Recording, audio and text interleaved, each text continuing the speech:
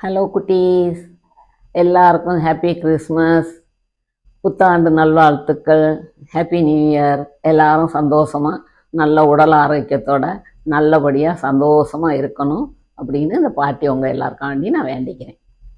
சரி, இப்போ நம்ம கதைக்கு போகலாமா? பாட்டி உங்களுக்கு ஒரு கதை சொல்ல போகிறேன்.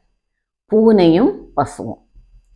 விஜயநகர சாம்ராஜ்யத்தில் கிருஷ்ணதேவராயரோட சபையில் தெனாலிராமன் ஒரு அறிவுள்ள கெட்டிக்கார மந்திரி. அப்போ அந்த சபையில் இருக்க தெனாலிராமனுக்கு சமீபத்தில் ஒரு குழந்தை பிறந்தது. இந்த குழந்தை பிறந்த உடனே தெனாலிராமன் லீவ் எடுத்துக்கிட்டு வீட்டில் போய் இருந்துட்டார் ஒய்ஃபை பார்க்குறதுக்காக. ஊரில் ரொம்ப எலி பெருத்து போச்சு. மக்கள் எல்லாம் ரொம்ப எலியாக இருக்குது, என்ன பண்ணுறது, ஒன்றும் பண்ண முடியும், எலியை அழிக்கவே முடியலை, எலி நிறைய சாக மாட்டேங்குது, எலியை ஒழிக்கிறதுக்கு ஏதாவது வழி பண்ணணும்னு ராஜா கிட்ட கம்ப்ளைண்ட் பண்ணுறாங்க.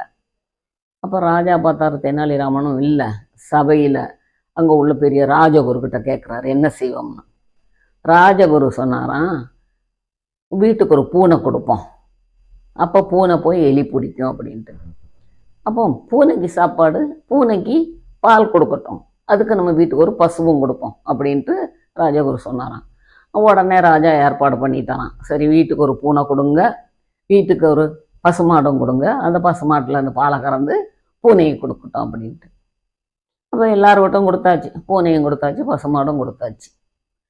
இந்த பாலை கறந்து பூனையை கொடுத்தோன்னா பூனை என்ன செய்யும்? பாலை குடிச்சிட்டு ஒரே இடத்துல படுத்து கிடக்கலாம். ஒரு பூனையும் எலி பிடிக்கிற மாதிரி இல்லை. அப்போ ஒரு 6 மாதம் ஆச்சான். 6 மாதம் ஆனோன்னா ராஜா கேட்டாராம், பூனையிலெல்லாம் எவ்வளோ எலி பிடிச்சிருக்கு, எல்லாரையும் ஊரில் உள்ளவங்களெல்லாம் வர சொல்லுங்கள், எத்தனை எலி பிடிச்சிருக்குன்ட்டு பார்க்கணும், அவங்கவுங்க பிடிச்ச எலியோட கணக்கு கொண்டாட சொல்லுங்கள், பூனையை கொண்டாட சொல்லுங்கள் அப்படின்ட்டு. அப்போ எல்லாரும் வந்தாங்களாம். வந்துட்டு சொன்னாங்களாம், அரசே, பூனையெல்லாம் பாலை குடிச்சிட்டு அங்கனே படுத்து தூங்குது, எலியும் பிடிக்கலை, ஒன்றும் பிடிக்கலை, என்ன பண்ணுறதுன்னு தெரில, எலி குறையலை, எலி தொலை கூடிக்கிட்டு தான் இருக்குது அப்படின்ட்டு எல்லாரும் சொன்னாங்களாம். ராஜா பார்த்தாங்க, என்னடா அது, பூனையும் கொடுத்து பசுவையும் கொடுத்து அது பாலை குடிச்சிட்டு தூங்குதுன்னு சொல்கிறாங்க, இப்போ என்ன பண்ணுறது அப்படிங்கல. அப்போ தெனாலிராமனை வர சொல்லுங்க. நான் இப்போ தெனாலிராமன் தன்னோட பூனையை கொண்டுக்கிட்டு போனான் பிள்ளைங்க. அந்த பூனையை பார்த்தோன்னா அது நோஞ்சி என்னமோ சாக போகிற மாதிரி இருக்குதான்.